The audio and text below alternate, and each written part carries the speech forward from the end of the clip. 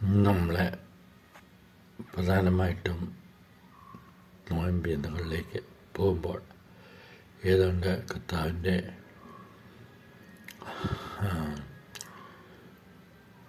Jerusalem പ്രവേശനവും ക്രൂശുമരണവും പെസഹായും ക്രൂശുമരണവും ഉത്ഥാനമൊക്കെ അടുത്തു വരുന്ന ഈ സമയത്ത്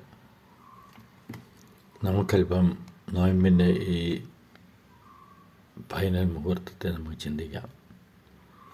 എന്താണ് നോയമ്പിൻ്റെ യഥാർത്ഥർത്ഥം?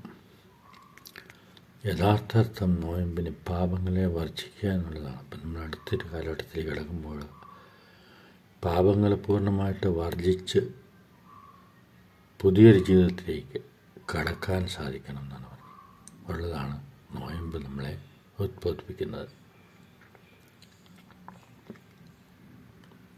പുതിയ സൃഷ്ടി ആവുക എന്നതാണ് പ്രധാനമെന്നാണ് വചനം പറഞ്ഞിരിക്കുന്നത്.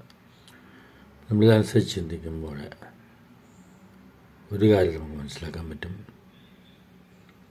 എന്താണ് യഥാർത്ഥത്തിൽ ദൈവവും നമ്മളും തമ്മിൽ ഉള്ള ബന്ധത്തിന് തടസ്സമായി നിൽക്കുന്നത്?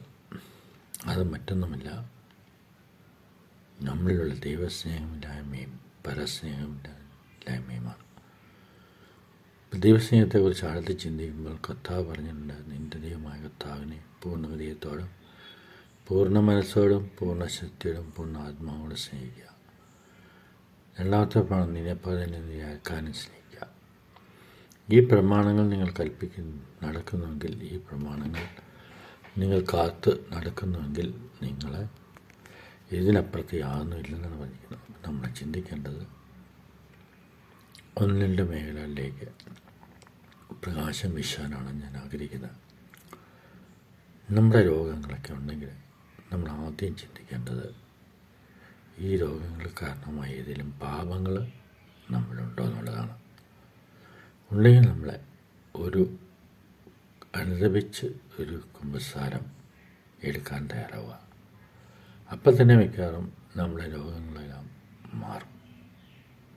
അതല്ല എങ്കിൽ ചില രോഗങ്ങൾക്ക് വൈദ്യസഹായം കൂടി തീരും. എന്നാൽ എല്ലാ രോഗങ്ങളും അങ്ങനെയല്ല. പല രോഗങ്ങളും അതായത് കർത്താവിൻ്റെ വചനപ്രകാരം പറയുന്നുണ്ട്, പാപം ചെയ്ത് രോഗികളായിത്തീർന്നു എന്ന്. രണ്ടാമത്തെ കാര്യം, വിശുദ്ധ കുർബാന യോഗ്യതയോടെ സ്വീകരിക്കുക. അങ്ങനെ നിങ്ങൾ നമ്മുടെ ജീവിതത്തിലുണ്ടായിട്ടുണ്ടെങ്കിൽ, യോഗ്യതയില്ലാതെ വിശുദ്ധ കുർബാന സ്വീകരിച്ചിട്ടുണ്ടെങ്കിൽ അതിനെല്ലാം നമ്മൾ മാപ്പ് ചോദിക്കാത്തതാണ്. നമുക്ക് ഏറ്റവും പ്രധാനമായിട്ട് ചെയ്യാൻ പറ്റുന്ന കാര്യമാണ് കുരിശിൻ്റെ വഴി. അങ്ങനെയുള്ള പാപങ്ങൾ പരിഹാരമായിട്ട് കുരിശിൻ്റെ വഴി നമ്മൾ ചൊല്ലി ആ പാപങ്ങൾക്ക് മുക്തമാകാൻ പറ്റും.